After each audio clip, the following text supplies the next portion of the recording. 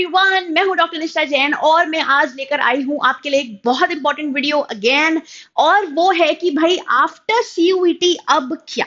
तो भाई CUET exam होने के बाद फिर उसके बाद का क्या प्रोसेस है, भाई क्या क्या आपको करना होगा, किन किन चीजों का ध्यान रखना है, वो सारी चीजें हम यहाँ देखने वाले हैं। शॉर्ट एंड क्रिस्प वीडियो रहेगा, डोंट वरी, बहुत ज्यादा एक्सेसिव डिटेल्स में मैंने नहीं बताया है। जितना आपके काम का है बस मैंने उतने ही पॉइंट्स यहाँ पे लिए हैं। तो भाई आप लोग ऑलरेडी जानते हैं कि सबसे पहला स्टेप जो आपके सीयूईटी एग्जाम के लिए होता है वो होता है आपका फॉर्म को फिल करने वाला स्टेप, राइट। तो इसमें आप अपने कोर्सेज, यूनिवर्सिटीज के प्रेफरेंसेस जो होते हैं उनको फिल करते हो, राइट। सबसे मेन चीज होती है ये, इसमें आप अपनी सारी डिटेल्स वगैरह देते हो, वो सारी चीजें होती है फॉर्म फिलिंग के टाइम पे। फिर जो नेक्स्ट स्टेप आता है वो होता है एग्जाम टेकिंग, मतलब you have to take the exam now. By the way, क्या आपको पता है कि हम एग्जाम देते हैं, ऐसा हिंदी में बोलते हैं, बट इंग्लिश में you never give the exam, you take the exam.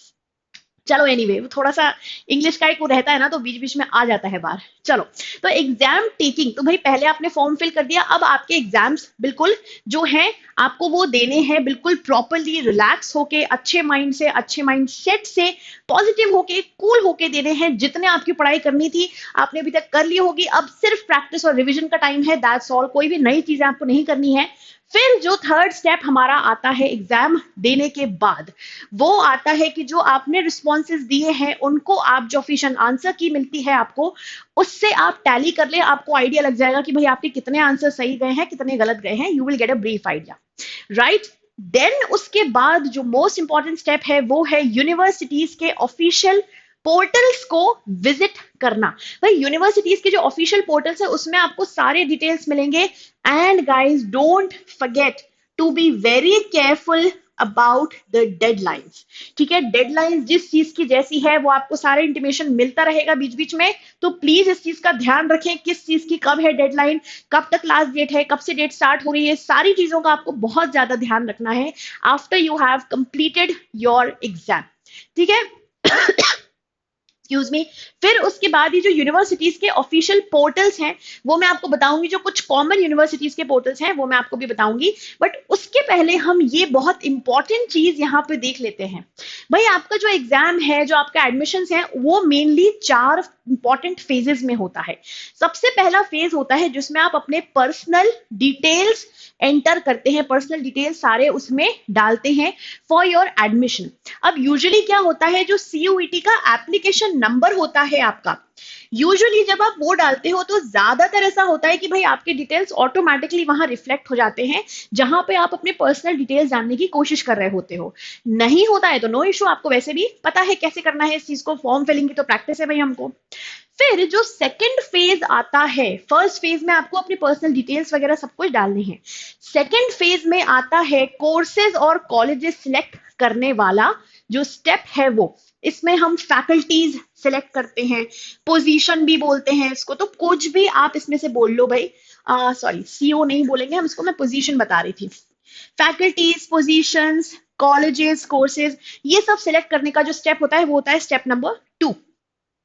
फिर आता है फेज 3, इसमें होती है आपकी काउंसलिंग वाली प्रोसेस। तो काउंसलिंग होती है, आपको वहां पे प्रोविजनल एडमिशन वगैरह, जब आप कहीं पे सिलेक्ट हो जाते हो तो प्रोविजनल एडमिशन मिल जाता है। फिर होता है फोर्थ स्टेप जो कि होता है फिजिकल डॉक्यूमेंट का वेरिफिकेशन।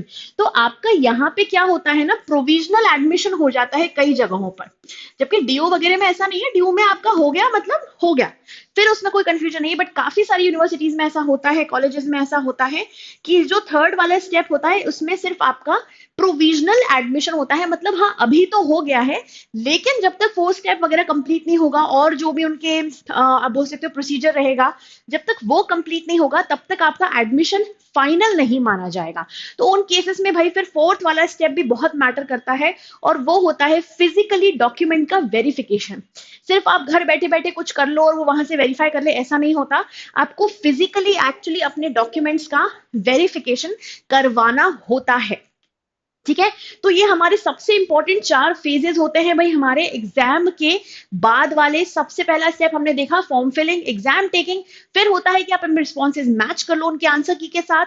उसके बाद यूनिवर्सिटी के जो अलग अलग ऑफिशियल पोर्टल्स है उन पे आपको जाना है, वहां पे जाके फिर ये आपके जो 4 फेजेस हैं वो सब वहां से शुरू होते हैं, यहाँ पे खत्म नहीं हुआ, यहाँ से तो शुरुआत होती है आपके एडमिशन प्रोसेस की।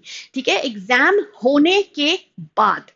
अब भाई कुछ कॉमन यूनिवर्सिटीज ऐसी हैं जिनके लिए सभी लोग परेशान रहते हैं कि भाई ये कौन सी यूनिवर्सिटी है, इसका कौन सा वाला वेबसाइट है, ये हमको नहीं पता। तो कोई प्रॉब्लम नहीं है, कुछ कॉमन वाले जो हैं वो मैं आपको यहाँ पे बता देती हूँ।